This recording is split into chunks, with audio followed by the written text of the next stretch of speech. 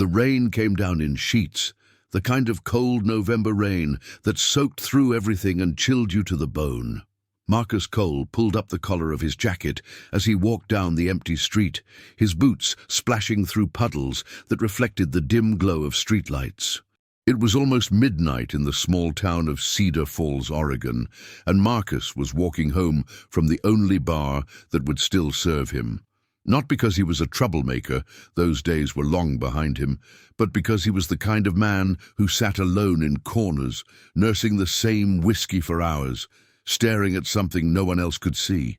The bartender, a woman named Rose who'd been pouring drinks in Cedar Falls for 30 years, had learned not to ask Marcus what was wrong. She'd learned that some men carried weights that couldn't be talked about, only endured. So she kept his glass full and left him alone, and Marcus appreciated her for it. 15 years as a Navy SEAL had given Marcus a lot of things. Skills that would never leave him, memories that would never fade, and ghosts that followed him everywhere he went. He'd seen things no man should see, done things that kept him awake at night, staring at the ceiling, wondering if the choices he'd made were the right ones. He'd held dying friends in his arms, watched enemies fall by his own hand, experienced the terrible clarity of combat where everything reduced to survival and nothing else mattered.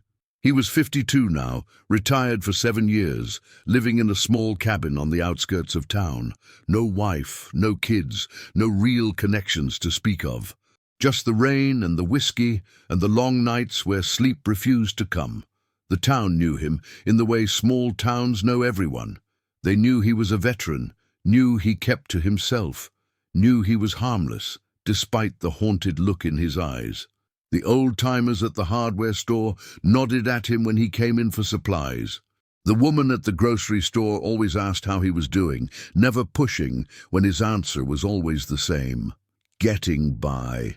Getting by. That had been his motto for 7 years. Not living, not thriving, just getting by.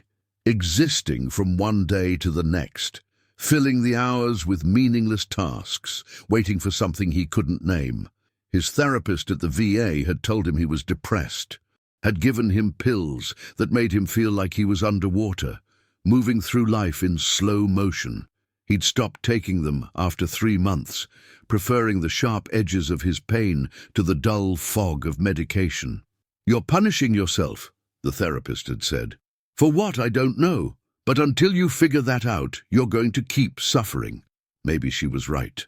Maybe he was punishing himself. For the friends he couldn't save, for the missions that went wrong, for the life he'd never had the courage to build. That's when he heard it. A sound that cut through the rain like a knife. Small, desperate, almost animal-like. Marcus stopped walking. His training kicked in before his conscious mind caught up.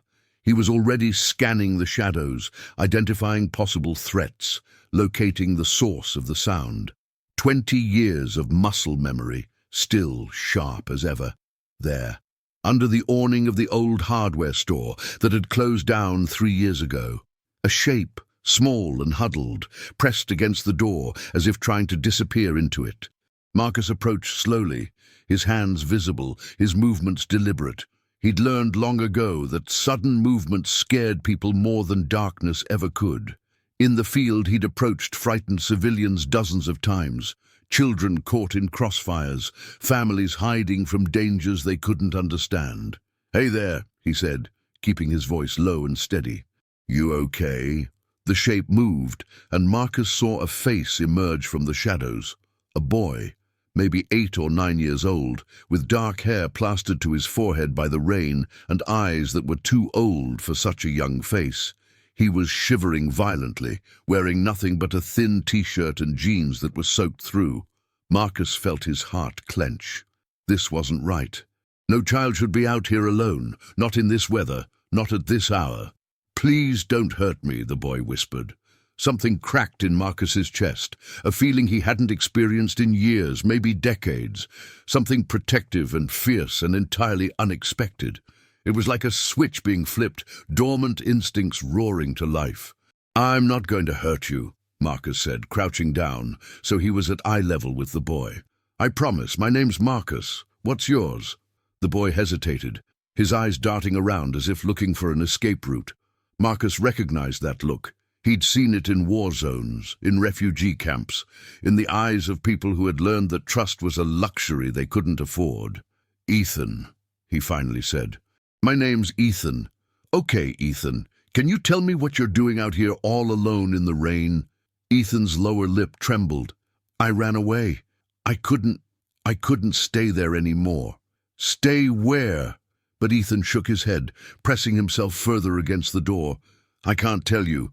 They'll find me. They always find me. Marcus felt a chill that had nothing to do with the rain. He'd seen this before. The fear, the desperation, the look of a child who had learned that adults were not to be trusted. It made his blood boil and his heart ache in equal measure. In his years of service, Marcus had encountered children in desperate situations more times than he cared to remember. He'd carried them out of burning buildings, shielded them from gunfire, held them as they cried for parents who would never come. Each one had left a mark on his soul. Each one had made him wish he could do more. Listen to me, Ethan, Marcus said, his voice gentle but firm. I'm not going to make you go anywhere you don't want to go. But you can't stay out here. You'll get sick. I have a cabin not far from here. It's warm, it's dry, and there's food. You can stay there tonight, and tomorrow we'll figure out what to do. Does that sound okay? Ethan studied him for a long moment, his young eyes searching Marcus's face for any sign of deception. Marcus held still, letting the boy look, letting him decide for himself whether this stranger could be trusted. Whatever he saw there must have satisfied him, because he slowly nodded. Okay, he said, but if you try anything, I'll run. I'm fast. Despite everything, Marcus felt the corner of his mouth twitch. I bet you are, kid. I bet you are. The walk to Marcus's cabin took about 20 minutes. Ethan stayed a few steps behind him the entire way, ready to bolt at the first sign of trouble. Marcus didn't push it. Trust, he knew, couldn't be demanded. It had to be earned, slowly and carefully, like coaxing a wild animal to eat from your hand. The rain continued to fall, relentless and cold. Marcus kept glancing back to make sure Ethan was still there, still following. Each time, the boy met his eyes with that wary, watchful gaze. Not much further, Marcus said as they turned down the dirt road that led to his property. You doing okay? Ethan nodded. Though his teeth were chattering so hard, Marcus could hear them from 5 feet away. The cabin came into view, a modest structure surrounded by pine trees. Smoke curled from the chimney. Marcus always left the fire banked when he went out, an old habit from his years in cold weather operations. Home, sweet home, Marcus said, unlocking the door and stepping aside to let Ethan enter first. The cabin was small but well-maintained, a living room that doubled as a kitchen, a bedroom and a bathroom. Nothing fancy, but it was dry and warm, and right now that was all that mattered. Ethan stood just inside the doorway, dripping onto the wooden floor, his eyes taking in every detail of the space. Marcus watched him catalogue the exits, the potential hiding spots, the items that could be used as weapons. This kid had been through something bad. Bathroom's through there, Marcus said, pointing. Get out of those wet clothes and take a hot shower. I'll find you something dry to wear. Ethan hesitated at the bathroom door. Why are you helping me? Marcus paused, considering the question. It was a good one. Why was he helping this kid? He'd spent the last 7 years avoiding human connection like it was a disease. He'd convinced himself that he was better off alone, that the people around him were safer if he kept his distance. But looking at Ethan, shivering, scared, so completely alone, Marcus couldn't walk away, wouldn't walk away. Because you needed help, he said simply, and I was there. Sometimes that's all there is to it. Ethan seemed to accept this answer, though skepticism still clouded his eyes. He disappeared into the bathroom, and a moment later, Marcus heard the shower running. Marcus busied himself finding dry clothes, an old flannel shirt and a pair of sweatpants that would be comically large on the boy, but they were warm and dry. He set them outside the bathroom door, then went to the kitchen to make hot chocolate. As he heated the milk on the old gas stove, Marcus couldn't shake the feeling that there was something familiar about the boy. Something in the shape of his eyes, the set of his jaw. He'd learned to trust his instincts over the years. They'd saved his life more times than he could count, but this particular instinct didn't make any sense. He'd never seen this kid before in his life. Or had he? The thought nagged at him as he stirred the cocoa powder into the warm milk. There was something about Ethan's features that tugged at a memory, something just out of reach. Ethan emerged from the bathroom a few minutes later, swimming in Marcus's clothes, his hair still damp but no longer dripping. He looked even younger now, more vulnerable, the oversized clothes emphasizing how small he really was. "Hot chocolate," Marcus said, sliding a mug across the counter. "Careful, it's hot." Ethan wrapped his hands around the mug, absorbing its warmth. "Thank you. You hungry?" A nod, small and almost ashamed, as if admitting hunger was somehow a weakness. Marcus made grilled cheese sandwiches, the only thing he really knew how to cook, and watched as Ethan devoured 2 of them without pausing for breath. When had this kid last eaten? A day? 2 days? "So," Marcus said, once Ethan had finished eating and some color had returned to his cheeks, "you want to tell me what happened? Why you ran away?" Ethan's expression shuttered, the wariness returning in full force. "Foster home," he said quietly. "My 3rd one this year. The man there. He trailed off, staring at the table. Marcus felt his hands clench into fists beneath the counter. "Did he hurt you?" Ethan didn't answer, which was answer enough.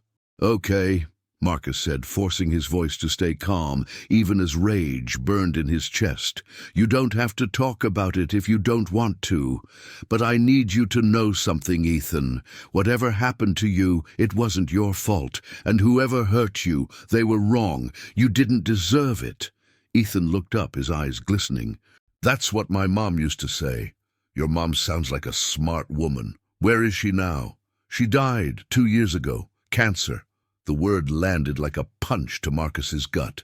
This kid had lost his mother, been bounced around foster homes, and ended up in a situation bad enough that running away in the middle of a rainstorm seemed like the better option.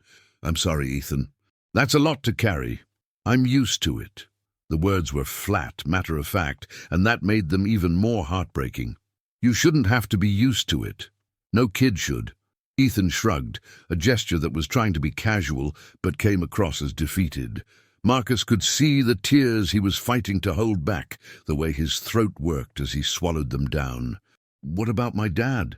The question came suddenly, as if Ethan had been holding it back and finally couldn't anymore. Maybe he could. The question made Marcus's heart sink. "What about him?" "I don't know who he is. My mom never told me. She said she'd tell me when I was older, but then she got sick and—" Ethan's voice cracked. "She died before she could." Marcus was quiet for a moment, processing this. A mother who died before she could reveal her son's father.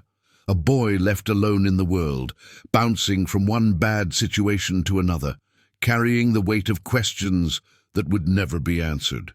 "Do you have any other family? Grandparents, aunts, uncles?" Ethan shook his head. "My mom didn't have any family. She said it was just us, that we were our own family. She used to say that all we needed was each other." "What was her name? Your mom?" "Sarah. Sarah Bennett." The name hit Marcus like a bolt of lightning. Sarah Bennett. The room seemed to tilt, the walls closing in. He gripped the edge of the counter to steady himself, his mind racing through memories he'd buried so deep he'd almost forgotten they existed. Sarah Bennett, 23 years old, dark hair that fell in waves past her shoulders, a bright laugh that could light up a room, working as a waitress in a small diner in Virginia. The summer before Marcus's last deployment, the one that had changed everything. They'd had 3 months together, 3 months of stolen moments and whispered promises, and a connection that had felt like coming home after years of wandering. He remembered the way she'd looked at him, like she could see past all his armor to the man underneath. He remembered the feel of her hand in his, small and warm, and somehow exactly right. And then he'd shipped out, and the mission had gone wrong, and by the time Marcus had recovered from his injuries, months in the hospital, surgeries, physical therapy, the long, slow crawl back to functional, Sarah was gone, moved away, no forwarding address, phone disconnected. He'd tried to find her for years. Hired a private investigator, searched online databases, followed every lead he could think of. Eventually he'd given up, convinced himself it was for the best. What did he have to offer anyone, broken as he was? But now, looking at this boy, looking at the shape of his eyes, the set of his jaw, features that suddenly seemed so heartbreakingly familiar, Marcus felt the world shift beneath his feet. "Ethan," he said, his voice rough, "how old are you exactly?" "9. I'll be 10 in March." Marcus did the math in his head, his heart pounding. If Sarah had been pregnant when he'd deployed, if she'd given birth 9 months later, the timing would be almost exact. "Do you have a picture of your mom?" Ethan reached into the pocket of his wet jeans, which were draped over a chair near the heater. He pulled out a small, laminated photograph, worn at the edges from constant handling. "I keep it with me always," he said, handing it to Marcus. "It's the only one I have." Marcus looked at the photo, and his heart stopped. It was Sarah, older than he remembered, thinner, with shadows under her eyes that spoke of illness, but unmistakably Sarah. The woman who had made him believe, for one brief summer, that he might be capable of love after all. And standing next to her, grinning at the camera with a gap-toothed smile, was a younger version of the boy sitting across from him.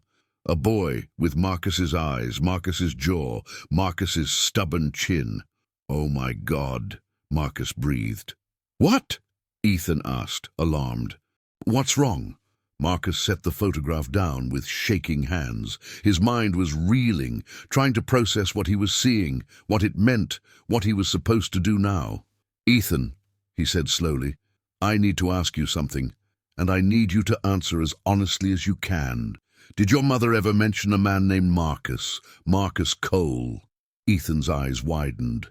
"How do you know that name? Just answer the question, please." She had a letter. She kept it in a box with her important stuff.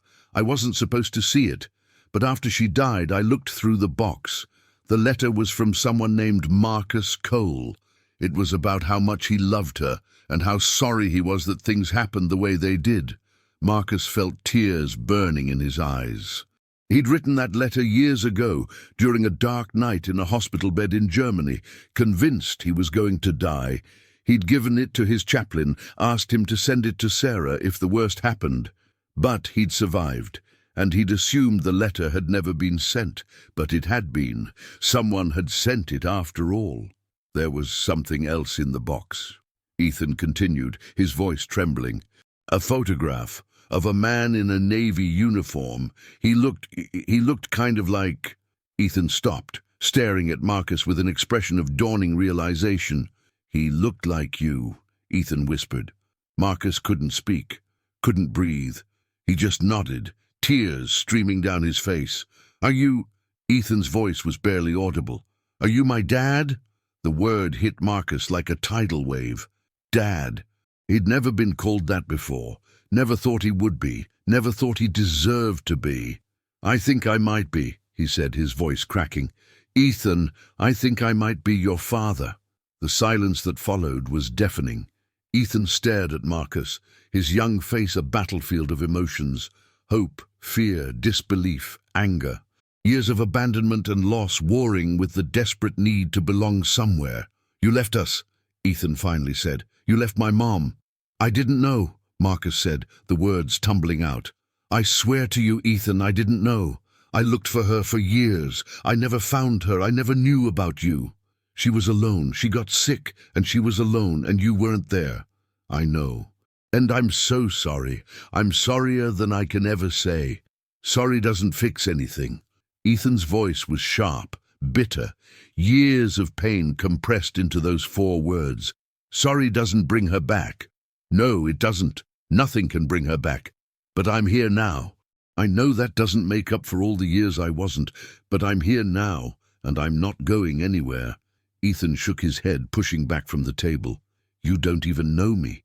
You can't just decide to be my dad because of some photograph. You're right. I don't know you, but I want to. And we can get a DNA test to be sure. But Ethan, I know what I see when I look at you. I see your mother's kindness and my stubbornness. I see a kid who's been through hell and is still fighting. I see my son. The word hung in the air between them, heavy with meaning. Ethan's facade cracked just a little. His lower lip trembled, and the tears he'd been holding back finally spilled over. I've been so alone, he whispered, for so long. I just wanted someone to want me. Marcus moved around the table slowly, giving Ethan every opportunity to pull away.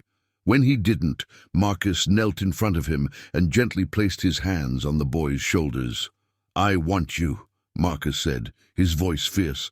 I know I'm a stranger to you right now. I know I have to earn your trust. But I want you, Ethan. I want to be your father. If you'll let me. Ethan stared at him for a long moment. Then, with a sob that seemed to come from somewhere deep inside him, he threw himself into Marcus's arms. Marcus held him tight, feeling the boy's thin frame shake with sobs, feeling his own tears fall into Ethan's dark hair. I've got you, Marcus murmured. I've got you, son. I'm not letting go. They stayed like that for a long time, the rain pounding against the windows, the fire crackling in the hearth, two broken people holding on to each other like lifelines. When Ethan finally pulled back, his eyes were red and swollen, but something in them had changed. A tiny flicker of hope, where before there had been only fear. What happens now? He asked. Now you get some sleep. Tomorrow we start figuring things out. We'll need to talk to the authorities, get the DNA test, probably deal with a lot of paperwork. But we'll do it together. Whatever happens, we do it together. Ethan nodded slowly. Together. Marcus set him up on the couch with blankets and pillows, the fire keeping the room warm. He sat in the armchair nearby, not wanting to leave the boy alone, not able to close his eyes, even if he'd wanted to. Marcus. Ethan's voice came from the darkness. Yeah? My mom used to tell me stories about my dad. She never said his name, but she said he was a hero, that he helped people, protected people, that he was the bravest man she'd ever known. Marcus's throat tightened. She said that? Yeah, she said if things had been different, if the world had been different, we would have all been together, the three of us. She said that was her biggest dream, the thing she wanted more than anything. Marcus closed his eyes, grief and regret washing over him in equal measure. All those lost years, all that wasted time, all the moments he could have had with Sarah, with his son. If only he'd searched harder, tried longer, refused to give up. I wish I'd found her, he said quietly. I wish I'd tried harder. She knew you loved her. That's what she said, that even though you weren't there, she knew you loved her, and that was enough for her. It shouldn't have been enough. She deserved better. She deserved to be happy, Ethan said. And she was, mostly. She was happy being my mom. She told me I was the best thing that ever happened to her. Marcus smiled through his tears. I bet she was an amazing mom. The best. Ethan's voice was getting sleepy. She would have liked you. She always said you would have liked me too. I do like you, Ethan. More than like you. And your mother was right. I do want you. There was a long pause, and then, almost too quiet to hear, I want you too. Marcus sat in the darkness long after Ethan fell asleep, watching the rise and fall of the boy's chest, marveling at the strange and unexpected turn his life had taken. He'd walked into that bar tonight, convinced that his best years were behind him, that he was nothing more than a ghost, haunting the edges of a life he'd never really lived, that the best he could hope for was more of the same, empty days, sleepless nights, the slow fade into oblivion. But now, looking at his son, Marcus felt something stir in his chest, something that felt dangerously like hope. The next few weeks were a whirlwind of activity. Marcus contacted the authorities first thing the next morning, explaining the situation as best he could.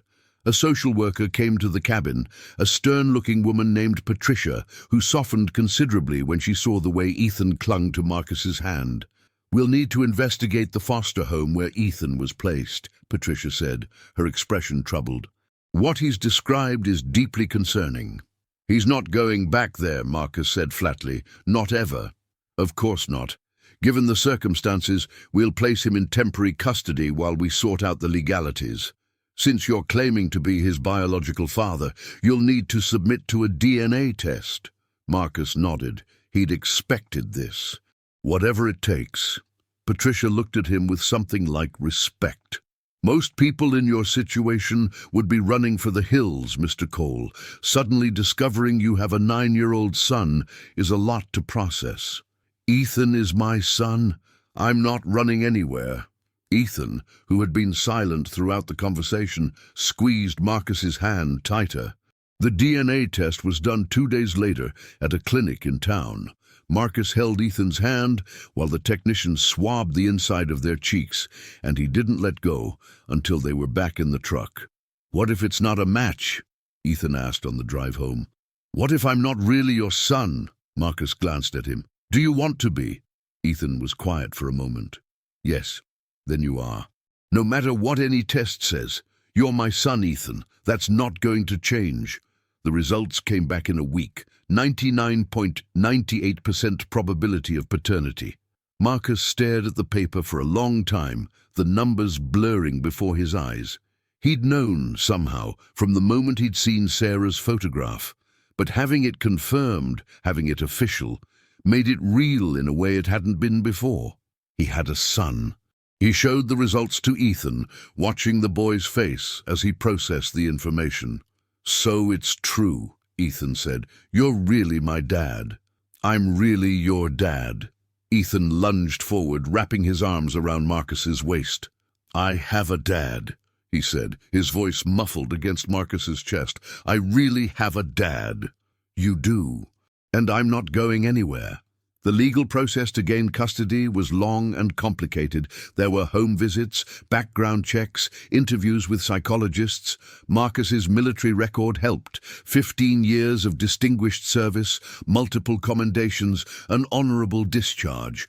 But there were also concerns about his mental health, his years of isolation, his lack of experience with children. Marcus had to be honest about everything. The nightmares that still woke him at 3 a.m., the way loud noises sometimes sent him back to places he'd rather forget, the weeks he'd spent barely leaving his cabin, lost in a darkness that seemed to have no bottom.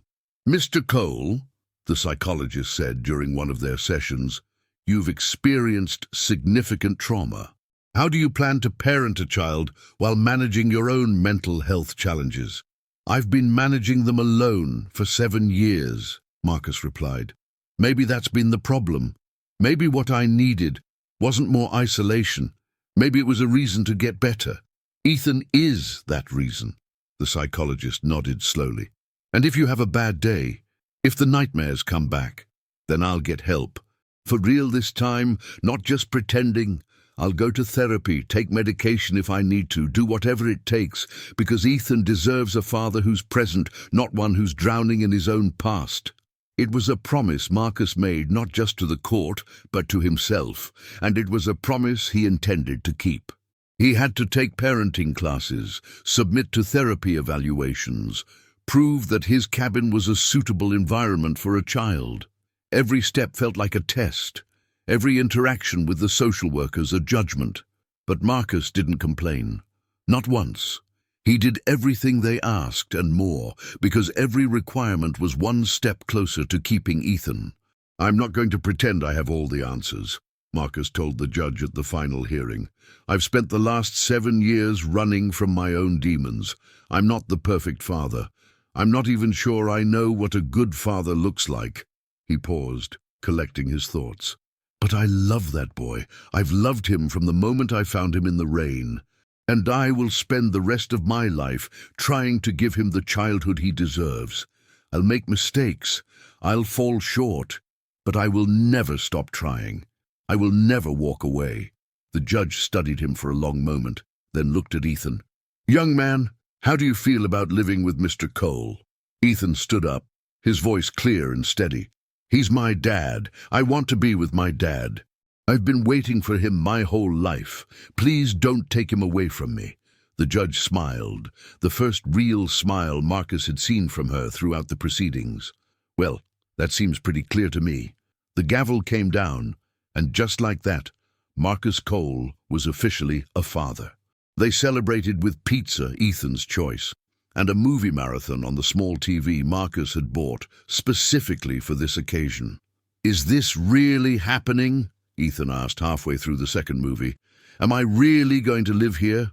"Really happening," Marcus confirmed. "You and me, kid. For as long as you want. What if you get tired of me?" Marcus paused the movie and turned to face his son.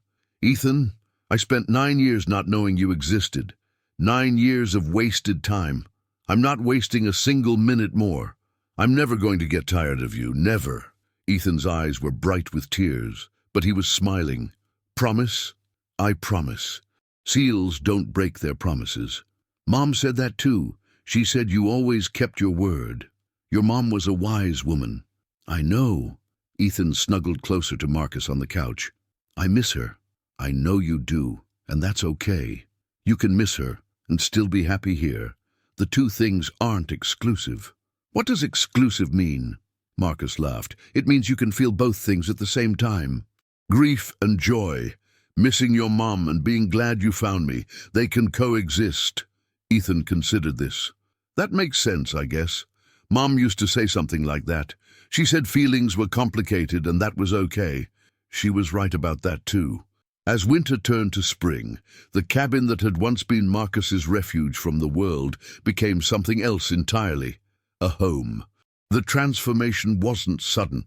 It happened in small moments, accumulating like snow, until one day Marcus looked around and realized everything had changed.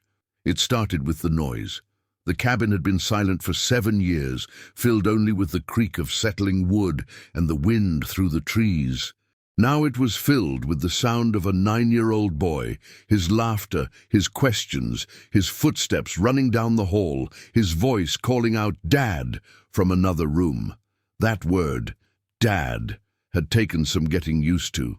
The first few times Ethan said it, Marcus had looked around, confused, as if searching for someone else.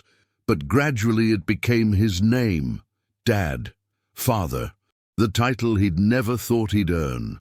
The cabin itself began to change too. Ethan's drawings appeared on the refrigerator, held up by magnets Marcus had bought at the hardware store. A basketball hoop went up next to the driveway. Books for school piled up on the coffee table next to Marcus's military history volumes. The spare bedroom, which had sat empty for years, became Ethan's room, decorated with posters of soccer players and filled with the treasures a young boy accumulates. Marcus learned things about being a father that no amount of military training could have prepared him for. He learned that 9-year-old boys had an inexhaustible capacity for questions, and that "I don't know" was sometimes an acceptable answer. He learned that bedtime was a negotiation, not a command. He learned that burnt pancakes were still edible if you put enough syrup on them. He learned that homework was harder than it looked, that shoe sizes changed seemingly overnight, and that the correct response to "Can we get a dog?" was "Let me think about it," rather than "Absolutely not."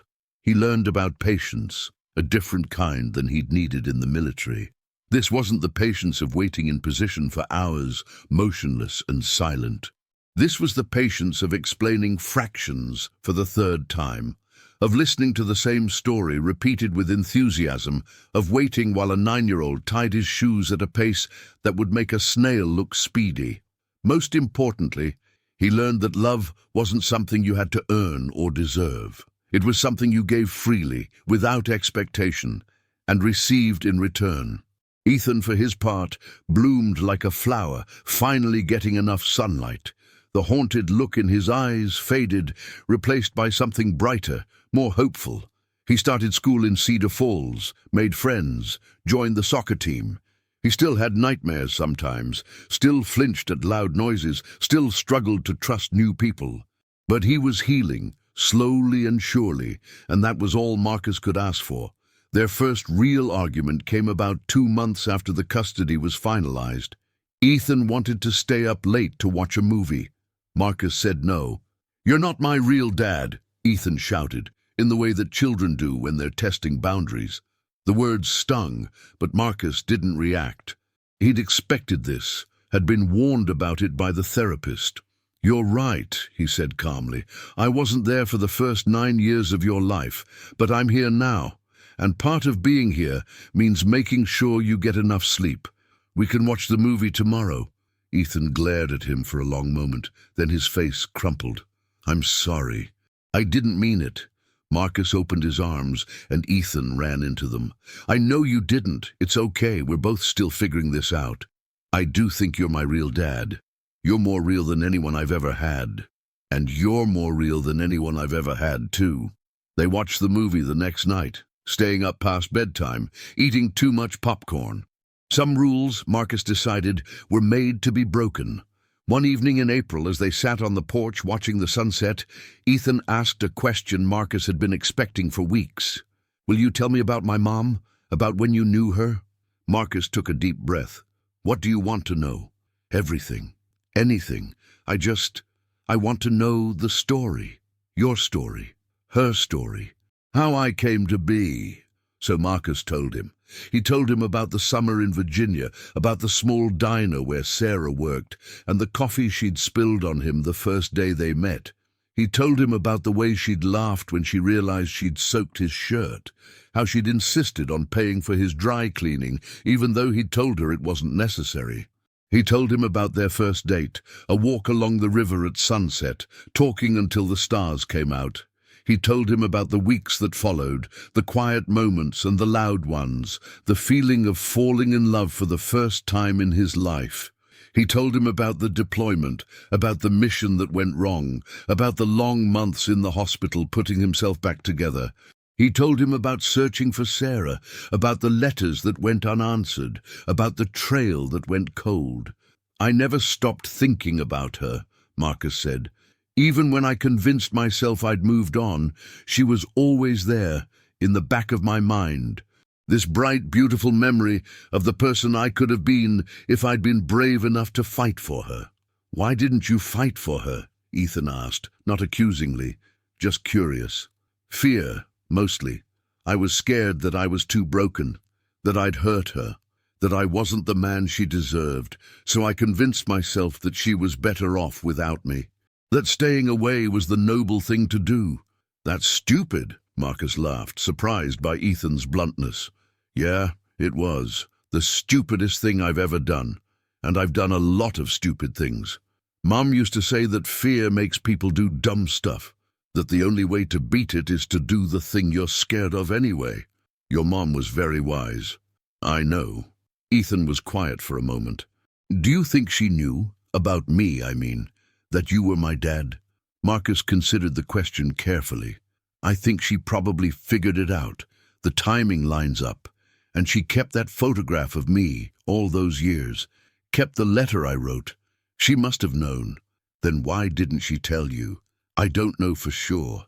Maybe she tried and couldn't find me. I moved around a lot after I got out of the hospital. Maybe she was scared too. Or maybe she was trying to protect you from me, from my messed up life.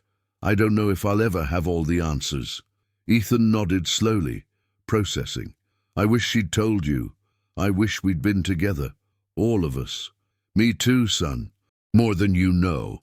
Marcus put his arm around Ethan's shoulders. "But we can't change the past. We can only do better with the time we have now." "Is that something they taught you in the Navy?" "Something like that. More of a life lesson, really. One I learned the hard way." They sat in comfortable silence, watching the last of the sunlight fade from the sky. "Dad?" Ethan said, testing out the word the way he'd been doing more and more lately. "Yeah? I'm glad you found me. In the rain that night. I'm glad it was you." Marcus's eyes stung. "Me too, buddy. Me too." Summer arrived in Cedar Falls with blue skies and warm breezes and the smell of fresh-cut grass. Marcus had started working part-time at the local hardware store, partly for the income, partly to have something to do while Ethan was at school. The owner, an elderly man named Frank, had become something of a friend. Frank was 73 years old, a Vietnam veteran who understood things without needing them explained. He'd lost his own son in Iraq 15 years ago, and maybe that's why he'd taken to Marcus and Ethan so quickly. He saw in them something he'd lost, a father and son building a life together, making the most of the time they had. "You're good with the customers," Frank said one afternoon, watching Marcus help an elderly woman load bags of mulch into her car. "People trust you. I just treat them the way I'd want to be treated. Simple enough, but most folks forget it." Frank leaned on the counter, his weathered hands folded in front of him. "Your boy stopped by earlier. Wanted to show me his report card. All A's and B's." Marcus smiled proudly. "He's a smart kid. Smarter than me, that's for sure. Apple doesn't fall far from the tree, from what I've seen." Frank gave him a knowing look. "You've done good with him, Marcus. He's a different kid from the one I saw you bring into town 6 months ago. He did most of the work. All I did was give him a safe place to land. Don't sell yourself short. That kid looks at you like you hung the moon. You gave him more than a safe place. You gave him a father." The words stayed with Marcus for the rest of the day, warm and bright in his chest. Frank had become more than just a boss. He was a mentor, a friend, something like a father figure to Marcus, who had lost his own father young and never really had anyone fill that role. They'd share lunch breaks on the bench outside the store, swapping stories, Frank talking about Vietnam and Marcus about Iraq and Afghanistan. 2 different wars, 2 different generations, but the same fundamental truth. War changed a man, and those who hadn't been there could never fully understand.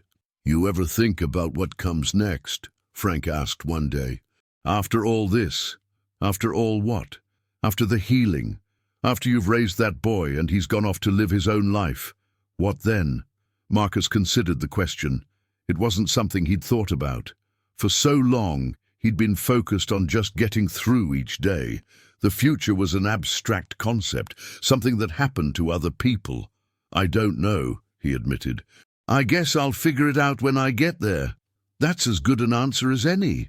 Frank smiled. "Just don't forget to live while you're waiting to figure it out. Life's too short for waiting." That evening, as they were finishing dinner, Ethan cleared his throat nervously. "Dad, there's something I want to ask you. But you can say no if you want. Ask away. At school, there's this thing called Fathers and Sons Day. It's coming up next week. They do a barbecue and games and stuff. I was wondering if maybe you'd want to come. With me?" Marcus set down his fork, his heart swelling. "Ethan, I would love to come. There's nothing I'd rather do."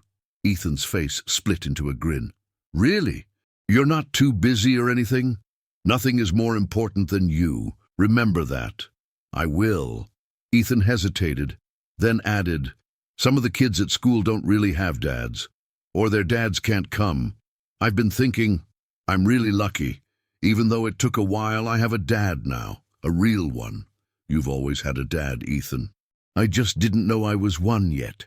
The Father and Son Day was everything Marcus had hoped it would be and more. He met Ethan's friends, a rowdy bunch of kids who clearly adored his son, and their fathers, men who nodded at him with the easy camaraderie of shared experience.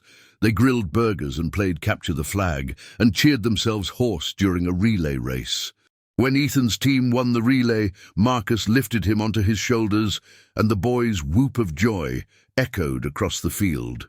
"This is the best day ever," Ethan shouted, and for once, Marcus had to agree. Later, as they walked home in the golden evening light, Ethan slipped his hand into Marcus's. "Dad, can I tell you something?" "Always. I used to pray for a dad. Every night when I was in the foster homes, I'd pray that someone would come find me, that someone would want me. And then you did." He looked up at Marcus, his eyes shining. "You're the answer to my prayers." Marcus stopped walking, kneeling down so he was at Ethan's level. "Ethan, you need to know something. Finding you that night, that wasn't just luck. That was fate. That was meant to be. Your mom, wherever she is, she led me to you. I believe that with my whole heart. You think she's watching. I know she is. And I think she's glad we found each other." Ethan hugged him fiercely. "I love you, Dad." The words hit Marcus like a wave, washing away years of guilt and loneliness and regret. He held his son close, feeling tears stream down his face. "I love you too, Ethan. More than anything in this world." 1 year after that rainy November night, Marcus decided it was time. He'd been thinking about it for months, turning the idea over in his mind. He wanted to do something to honor Sarah, to thank her for the gift she'd given him, even if she'd never known she was giving it. So he and Ethan took a trip. They drove across the country to Virginia, a journey that took 3 days and covered over 2,000 miles. Marcus had never been much for road trips. In the military, travel meant helicopters and cargo planes, efficiency over scenery. But with Ethan in the passenger seat, pointing out interesting things along the way, asking questions about every state they passed through, the journey became part of the destination. They stopped at roadside diners and tourist traps. They visited a Civil War battlefield where Ethan listened with rapt attention as a park ranger explained the history. They stayed in small motels with questionable mattresses and excellent stories. They talked for hours about everything and nothing, about school and soccer and what it was like to be a SEAL and what Ethan wanted to be when he grew up. "Maybe a firefighter," Ethan said one evening as they watched the sunset over the Blue Ridge Mountains. "Or a doctor, someone who helps people. You'd be good at either one." "You think so?" "I know so. You've got a good heart, Ethan. That's the most important thing." Ethan was quiet for a moment. "Do you think Mom would be proud of me?" "I think she'd be prouder than words can say. You're everything she hoped you'd be." The small town where Marcus and Sarah had fallen in love looked different than he remembered. Some stores had closed, new ones had opened. The movie theater where they'd had their second date was now a coffee shop. The park where they'd walked hand in hand had new playground equipment and a fancy gazebo. But the diner was still there, under new ownership now. But the sign was the same. They had lunch at the counter, and Marcus told Ethan stories about every booth, every corner, every moment he could remember. "Mom never told me about this place," Ethan said, looking around with wide eyes. "Maybe she was saving it for a rainy day that never came." They visited Sarah's grave next. Marcus had done some research, found out where she was buried, a small cemetery on the outskirts of town, her headstone simple and dignified. "Sarah Ann Bennett, beloved mother, forever in our hearts." Marcus and Ethan stood before it in silence, the autumn wind rustling through the trees. "Hi, Mom," Ethan said quietly. "I brought someone to meet you. You already know him, kind of." "But I wanted to bring him anyway." Marcus cleared his throat, his voice rough. "Sarah, I don't know if you can hear me. I hope you can. I want you to know that I found him, our son, and I'm going to take care of him, the way I should have taken care of both of you. I'm sorry I wasn't there. I'm sorry for so many things. But I'm going to spend the rest of my life making it right." He placed a bouquet of flowers at the base of the headstone, wild flowers, the kind Sarah had always loved. "He's amazing, Sarah, smart and brave and kind, just like his mother. You did an incredible job with him. I just wish I could have helped." Ethan reached out and took Marcus's hand. "She knows, Dad. I can feel it." "She knows?" They stood there until the sun began to set, 2 figures silhouetted against the evening sky, finally complete. On the drive home, Ethan fell asleep in the passenger seat, and Marcus let his mind wander. He thought about all the strange turns his life had taken, the missions, the injuries, the years of isolation. He thought about how close he'd come to missing this entirely, how one different choice, that rainy night, could have sent him home alone. But he hadn't gone home alone. Something had led him to that awning, to that shivering boy with the old eyes and the desperate heart. Call it fate, call it destiny, call it the guiding hand of a mother watching over her child. Whatever it was, Marcus was grateful for it. He looked at Ethan sleeping peacefully, his face relaxed in a way it never was when he was awake. This boy, this beautiful, resilient boy, was his second chance, his redemption, and he wasn't going to waste it. 2 years later, Marcus stood on the porch of their new house, bigger than the cabin, with a yard for Ethan to play in and a spare bedroom for the dog they'd adopted, a goofy golden retriever named Scout. The house had been a big decision. The cabin had been home, had been the place where they'd become a family, but it was small, and as Ethan grew, it became clear they needed more space. More importantly, the house was in town, close to Ethan's school, close to his friends. It was a chance to put down roots, to become part of the community in a way Marcus had never been before. The neighbors had welcomed them warmly. The Petersons next door had a boy Ethan's age, and the two had become instant best friends. Mrs. Garcia across the street brought over tamales every Sunday and refused payment no matter how much Marcus insisted. The community embraced them as one of their own, and Marcus discovered something he hadn't expected. Belonging felt good. He'd spent so many years on the outside, looking in. Even in the SEALs, even among his brothers, there had always been a part of him that held back, that kept his distance. It was a defense mechanism, a way of protecting himself from loss. If you didn't get too close, it didn't hurt as much when they were gone. But watching Ethan thrive, watching him make friends and build connections, Marcus began to understand what he'd been missing. The vulnerability of caring about people, of letting them care about you.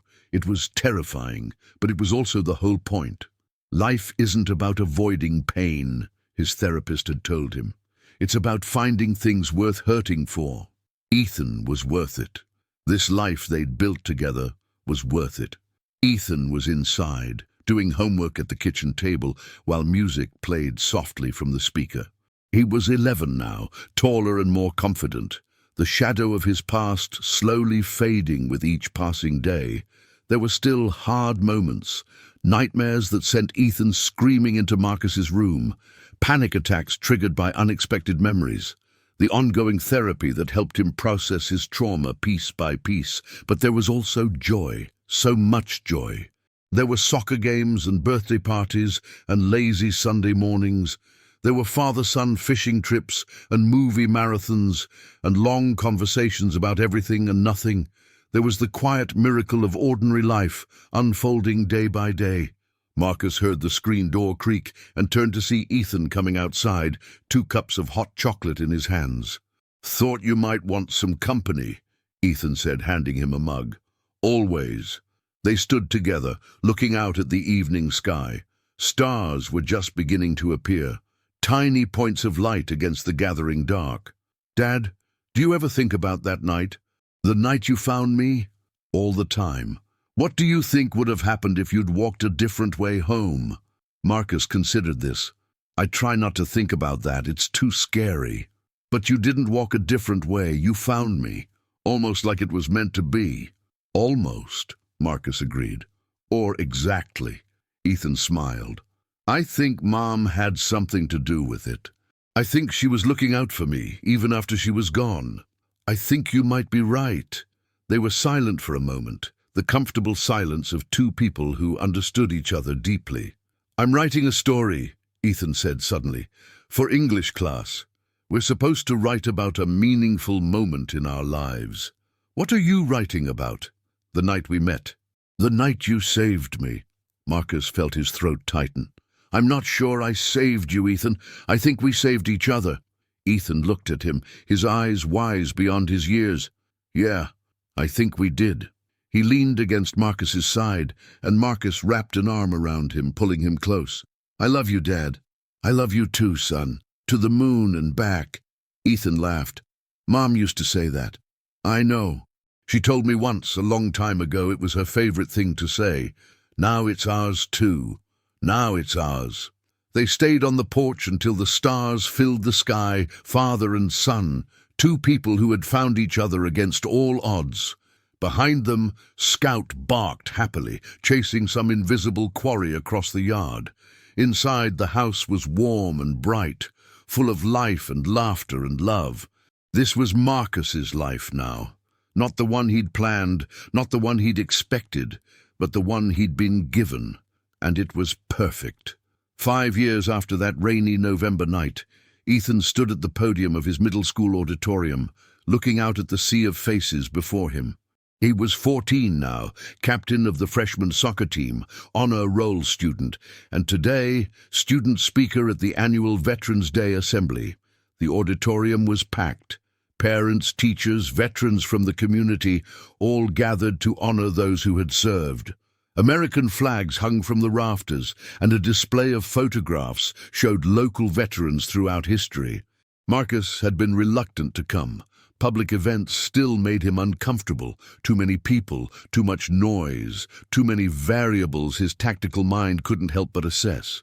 But when Ethan had asked him to be there, to wear his dress uniform, to sit in the front row, Marcus hadn't been able to say no. His son had asked. That was enough. His dad sat in the front row, in his dress uniform that he only wore on special occasions. The medals on his chest gleamed under the lights. Medals Ethan had finally convinced him to display with pride rather than hide in a drawer. For years, Marcus had kept those medals in a box at the back of his closet. He'd never felt comfortable with the attention they brought, the questions they invited. But Ethan had found them one day, had asked what each one meant, and Marcus had found himself explaining the Bronze Star, the Purple Heart, the commendations and citations that told the story of 15 years of service. "These are amazing, Dad," Ethan had said, holding the Purple Heart carefully in his hands. "Why don't you ever wear them?" "They're just things," Marcus had replied. "They don't define who I am. No, but they remind people what you sacrificed. They remind them to be grateful." Ethan had looked up at him with those earnest eyes. "I want people to know what kind of man my dad is." So here he was, in his dress uniform, medals on display, sitting in the front row of a middle school auditorium, prouder than he'd ever been in his life. "When I was 9 years old," Ethan began, his voice steady and clear, "I ran away from a foster home in the middle of a rainstorm. I was cold, scared, and completely alone. I had lost my mother, I had never known my father, and I had given up hope that my life would ever get better." He paused, looking at Marcus, drawing strength from his presence. "That night, a stranger found me huddled under an awning. He could have walked by, most people would have, but he stopped. He asked if I was okay, and then he took me home, fed me, and gave me a safe place to sleep."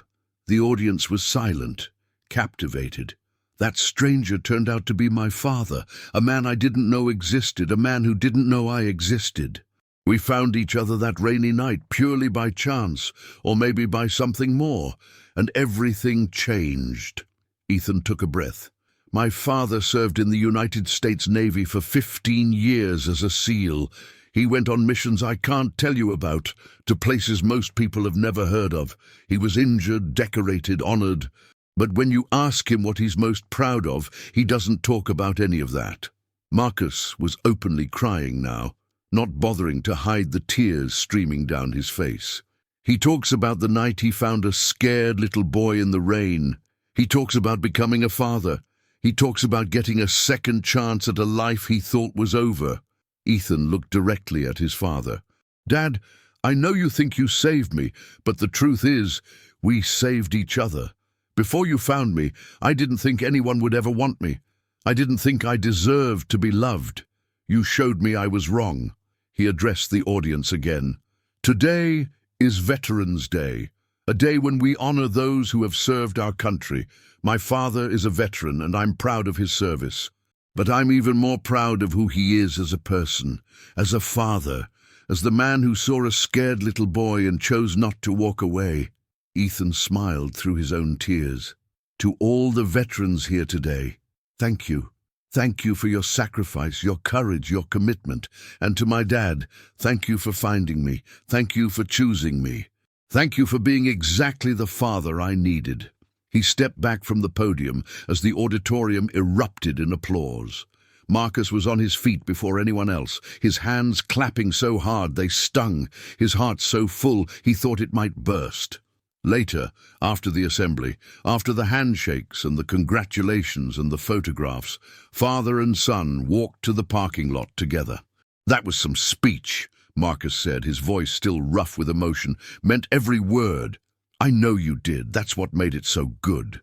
They reached the truck, and Marcus paused, one hand on the door. Ethan, I need you to know something. Every day, every single day, I thank God for that rainy night, for leading me to that awning, for giving me you. Ethan hugged him tightly. I thank him too, Dad. I thank him too. They drove home through the autumn evening, the sun setting in brilliant shades of orange and pink. Scout greeted them at the door, tail wagging furiously, and they settled into the warm comfort of their home. This was their life now, not the one Marcus had expected, not the one Ethan had prayed for. Something better, something real. A former Navy SEAL and an abandoned boy, brought together by chance and bound together by love. A story of second chances and unexpected grace. A story that began in the rain and ended in the light. And it was only just beginning. 10 years after that rainy November night. The morning sun streamed through the windows of the Cole household, casting warm light across the kitchen where Marcus stood at the stove, flipping pancakes while Scout begged at his feet for scraps. Dad, I need to talk to you about something. Marcus turned to see Ethan standing in the doorway. His son was 19 now, home for winter break from his first year of college. He'd grown into a young man Marcus was endlessly proud of. Tall, confident, with his mother's kindness and his father's stubborn determination. What's on your mind? Ethan sat down at the kitchen table, the same table where they'd shared countless meals, had countless conversations, built a life together one day at a time. I've been thinking about what I want to do with my life. I mean, really thinking, and I've made a decision. Marcus set a plate of pancakes in front of him and sat down across the table. I'm listening. I want to join the Navy. The words hung in the air. Marcus felt a complex swirl of emotions, pride, fear, understanding, concern, all tangled together in his chest. That's a big decision, he said carefully. I know. I've thought about it a lot. I want to serve, Dad. I want to make a difference the way you did. I want to help people. Marcus was quiet for a long moment. He thought about his own years of service, the good and the bad, the lives he'd saved and the scars he'd earned, the brotherhood he'd found and the isolation that had followed. Ethan, I'm not going to tell you what to do. You're an adult, and this is your choice to make. But I need you to understand what you're signing up for. It's not like the movies. It's hard, and it's dangerous, and it will change you in ways you can't predict. I know, Dad. I've watched you. I've seen the nightmares, the moments when you drift away somewhere I can't follow. I know there's a cost. Ethan met his father's eyes steadily. But I've also seen the man you are. The discipline, the courage, the honor. I want to be that man. Marcus felt tears prick his eyes. You already are that man, Ethan. You have been since the night I found you. The way you survived, the way you kept going, the way you refused to give up. That's the heart of a warrior. Then let me prove it. Let me serve. Marcus reached across the table and gripped his son's hand. I'm proud of you. Whatever you decide, I'm proud of you. Does that mean you support this? It means I trust you. I trust your judgment, your heart, your reasons. If this is what you want, then I'm behind you, 100%. Ethan's face broke into a smile. Thanks, Dad. That means everything. They finished breakfast together, talking about logistics and timelines and all the practical details that came with such a major life decision. When Ethan went upstairs to make some phone calls, Marcus sat alone at the table, lost in thought. He thought about Sarah, about what she would say if she could see their son now. She'd be proud, he knew. So incredibly proud of the young man Ethan had become. We did good, Sarah, Marcus whispered to the empty room. Our boy is going to be just fine. 6 months later, Marcus stood on the parade ground at Naval Station Great Lakes, watching as Ethan marched with his division in their graduation ceremony. His son's face was focused, determined, every inch the sailor he'd trained to become. When the ceremony ended and families were allowed to greet the new graduates, Ethan made his way through the crowd to where Marcus was waiting. "I did it, Dad." "You did it?" Marcus pulled him into a fierce hug, not caring who saw the tears streaming down his face. "I'm so proud of you, son, so incredibly proud. I couldn't have done it without you. Everything you taught me, about discipline, about perseverance, about never giving up, I carried it with me through every challenge. You carried your mother with you too. She's the one who gave you that heart of gold." Ethan nodded, his own eyes glistening. "I think about her a lot, especially during the hard moments. I think about how she never gave up on me, how she fought for me even when she was sick. I wanted to honor that. You have, Ethan. Every day of your life you've honored her memory." They stood together on that parade ground, father and son, bound by blood and choice, and a love that had survived abandonment and loss and found its way home. 2 years later, Ethan came home on leave, his uniform crisp and his bearing straight. He'd been assigned to a ship stationed in San Diego, and this was his first real visit home in months. Marcus noticed something different about him immediately. A lightness in his step, a brightness in his eyes that hadn't been there before. "Okay, spill it," Marcus said over dinner. "What's got you grinning like a fool?" Ethan laughed, the sound filling the kitchen. "Am I that obvious? I've been reading you since you were 9 years old. You can't hide anything from me." "Fine." Ethan took a deep breath. "I met someone. Her name is Maya. She's a nurse at the Naval Hospital in San Diego. We've been dating for 4 months. Marcus raised an eyebrow. 4 months? And this is the first I'm hearing about it? I wanted to make sure it was real first. I didn't want to jinx it." Ethan's expression softened. "She's incredible, Dad. Smart, funny, kind. She reminds me of Mom, a little. The way she lights up a room. When do I get to meet her? Actually, that's the other thing I wanted to tell you. She's flying in tomorrow. I wanted to bring her here, introduce her to you, show her where I grew up." Marcus felt a swell of emotion. "I'd like that, Ethan. I'd like that a lot." Maya arrived the next day, a petite woman with dark hair and warm brown eyes that sparkled when she smiled. Within 5 minutes of meeting her, Marcus understood exactly why his son was smitten. "Mr. Cole, it's such an honor to meet you," Maya said, shaking his hand firmly. "Ethan has told me so much about you." "All lies, I'm sure," Marcus joked. "And please, call me Marcus. He told me about the night you found him, about how you saved his life." Marcus glanced at Ethan, who was watching them with a hopeful expression. "We saved each other," Marcus said. "That's the truth of it." Over the next few days, Marcus got to know Maya. He learned that she'd grown up in foster care herself, that she'd worked her way through nursing school, that she volunteered at homeless shelters in her spare time. She was tough and tender in equal measure, and she looked at Ethan like he was the most precious thing in the world. On her last night in town, Marcus found himself alone with Maya on the porch, while Ethan took Scout for an evening walk. "I want you to know something," Marcus said. "Ethan is my whole world. He's the best thing that ever happened to me. And seeing him with you, seeing how happy he is, that makes me happy too." Maya's eyes glistened. "I love him, Marcus. I know it might seem fast, but I've never been more sure of anything in my life. It's not fast if it's right. Trust me, I know." "Ethan said something similar. He said you fell in love with his mother in one summer." "I did, and I've regretted losing her every day since." Maya was quiet for a moment. "He carries her with him, you know, everywhere he goes. He talks about her like she's still here, just out of sight. That's because she is. She's in him, in his heart, in everything he does. When you love someone that much, they never really leave. I hope he feels that way about me someday." Marcus smiled. "I think he already does." When Ethan and Scout returned from their walk, Marcus watched as his son immediately gravitated to Maya's side, taking her hand, pressing a kiss to her temple. The easy intimacy between them spoke of a connection that went deeper than words.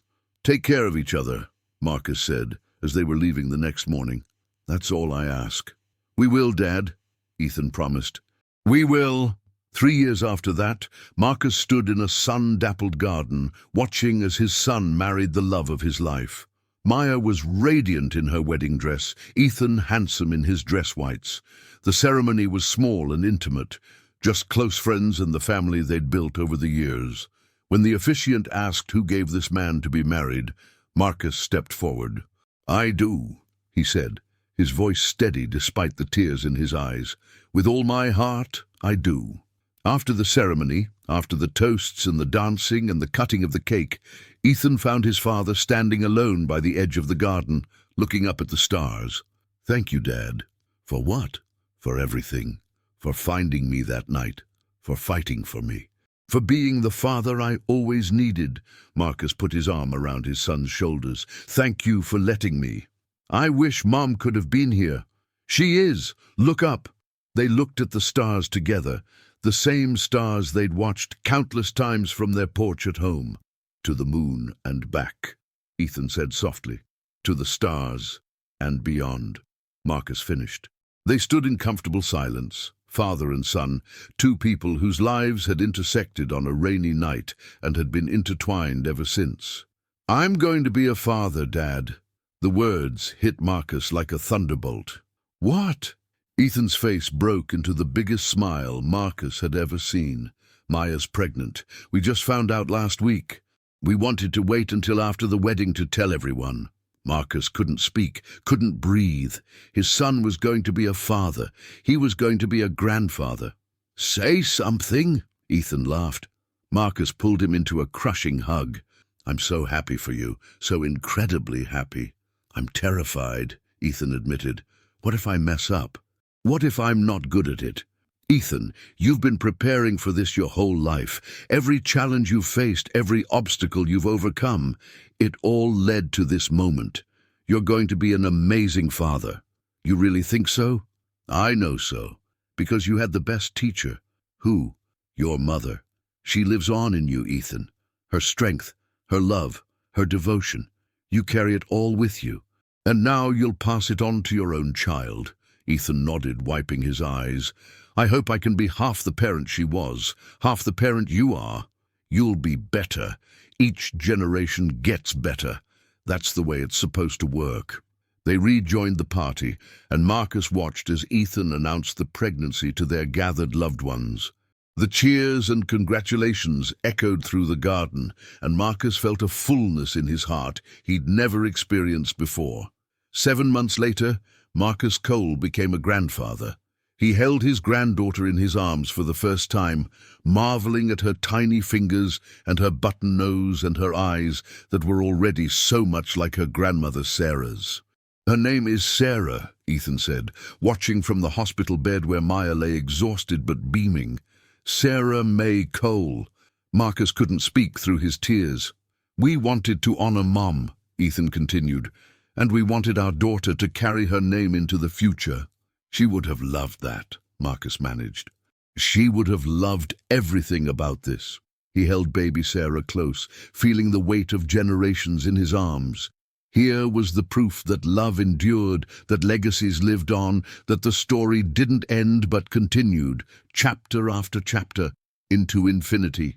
"Hello, little one," Marcus whispered. "I'm your grandpa. And I've got so many stories to tell you."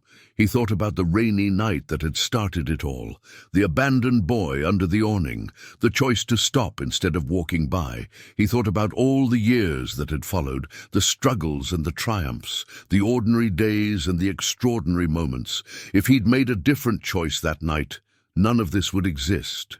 No Ethan, no Maya, no baby Sarah, no family, no love, no second chance. But he hadn't made a different choice. He'd stopped. He'd asked if the boy was okay. He'd taken him home and discovered that his life wasn't over. It was just beginning. "You know," Marcus said, still holding his granddaughter, "I used to think my best years were behind me. I thought I'd done everything I was meant to do, and the rest was just waiting around to die." Ethan came to stand beside him. "And now I know the truth. The best was yet to come. It was always yet to come. I just had to be patient enough to find it.